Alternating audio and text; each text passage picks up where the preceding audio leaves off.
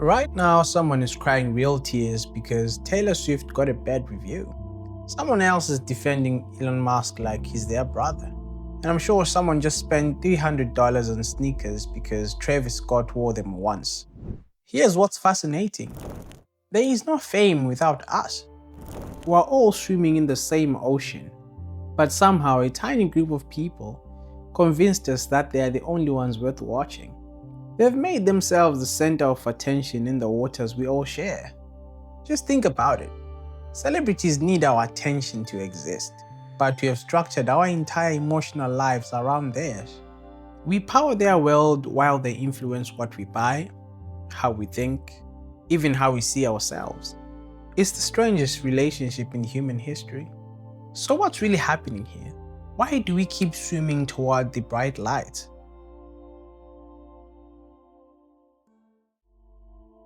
Our brains start assuming they are good at everything. Psychologists call this the halo effect.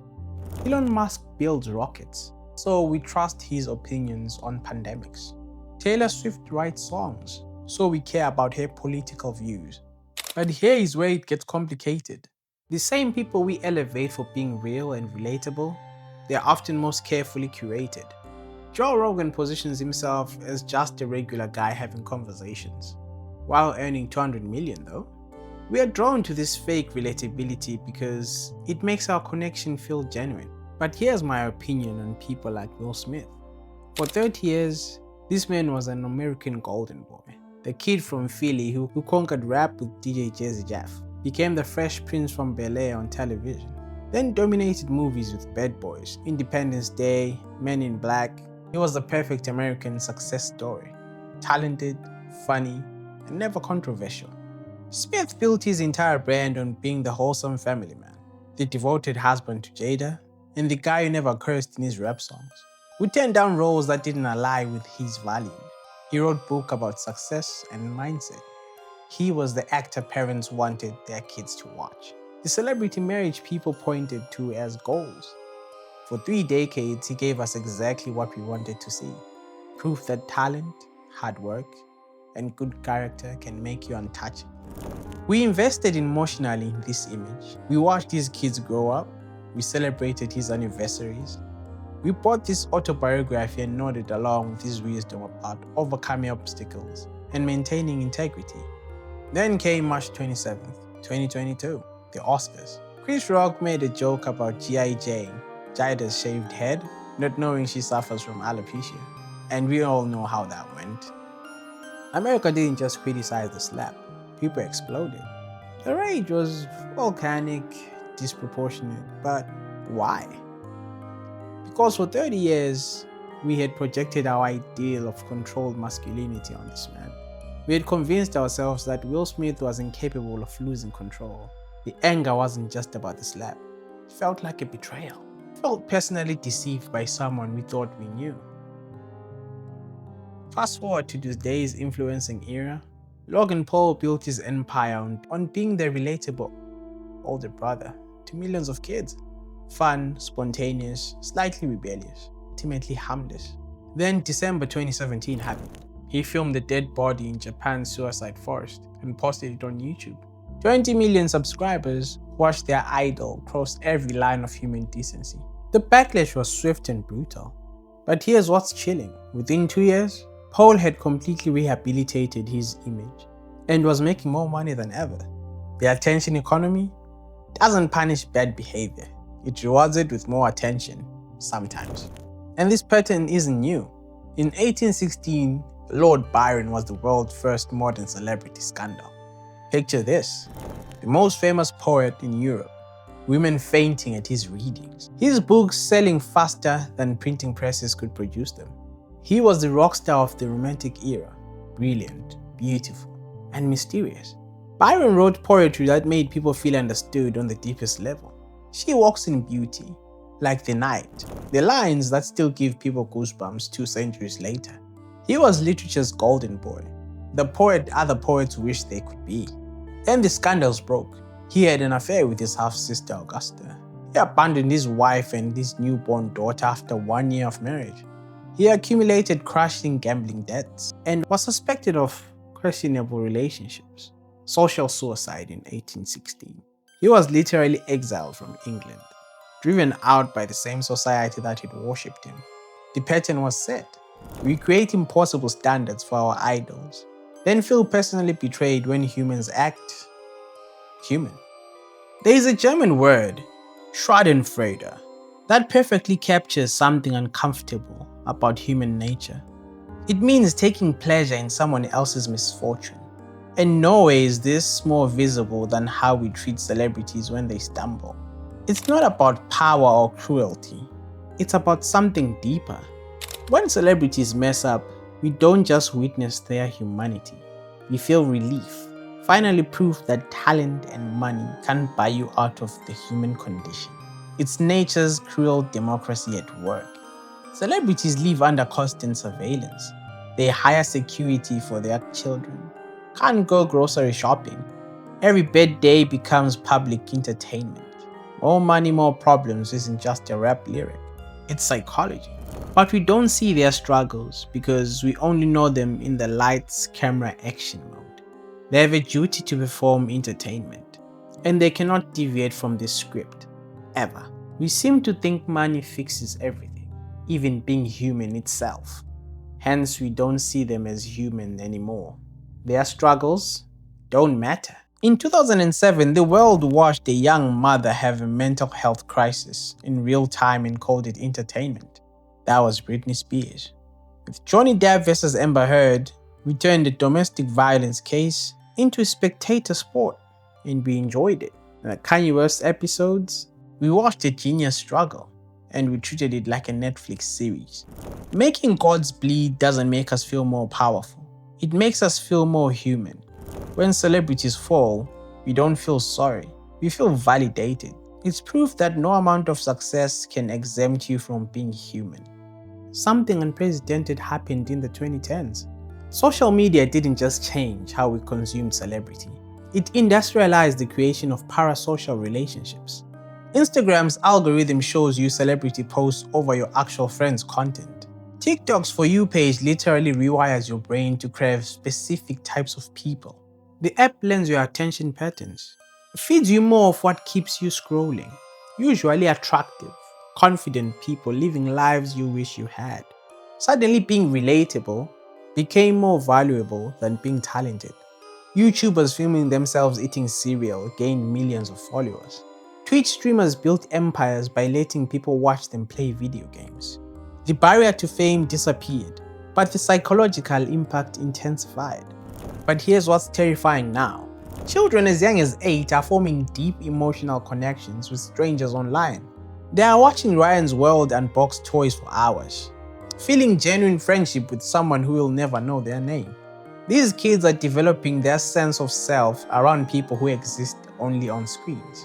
A 2021 study found that 86% of Gen Z Americans want to be social media influencers.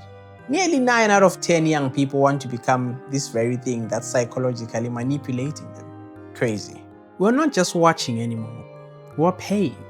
OnlyFans subscribers spend an average of $155 monthly to feel connected to creators who will never meet them. Twitch viewers donate thousands to streamers who forget their username in seconds.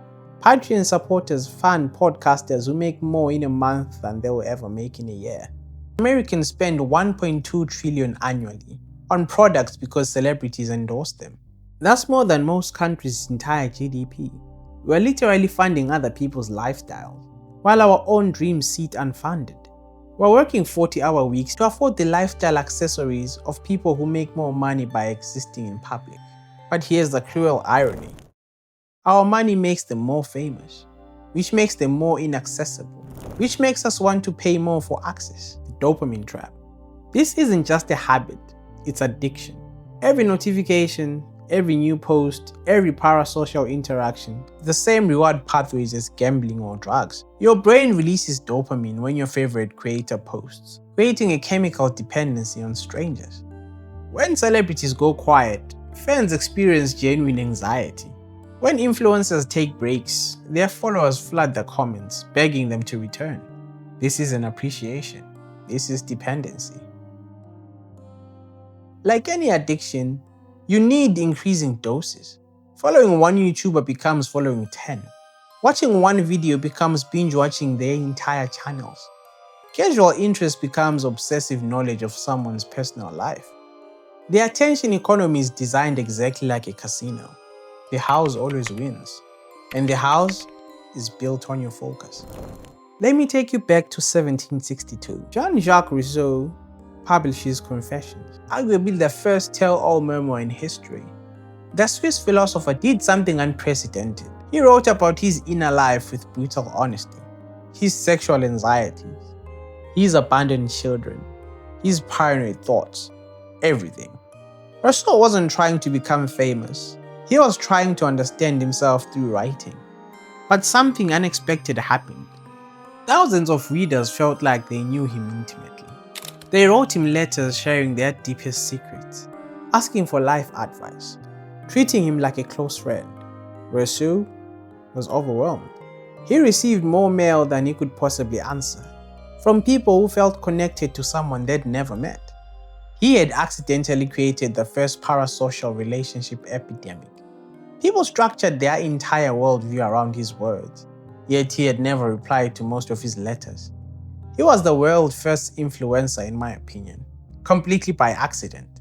The pattern was born: intimate strangers, one-sided relationships, emotional investment without reciprocation.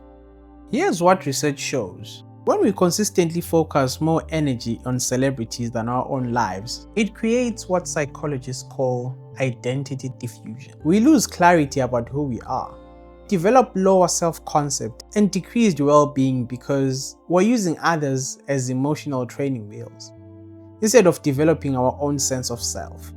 Think about it. You probably know more about Taylor Swift's dating history than your own relationship patterns. You can quote your favorite podcaster's opinion, but you might struggle to articulate your own thoughts on the same topics. We've become tourists in someone else's life, while our own story sits unwritten. Your brain literally records their wins as your own. When Cristiano Ronaldo scores, the same neural pathways fire as if you scored. It's evolutionary cheating, getting the reward without the risk, but it's also stealing your motivation to achieve anything yourself. We compare our behind the scenes with everyone's highlight reel. This comparison becomes a full-time job. We measure our ordinary Tuesday against carefully curated perfection, then wonder why we feel inadequate. But here's what's fascinating about our shared ocean.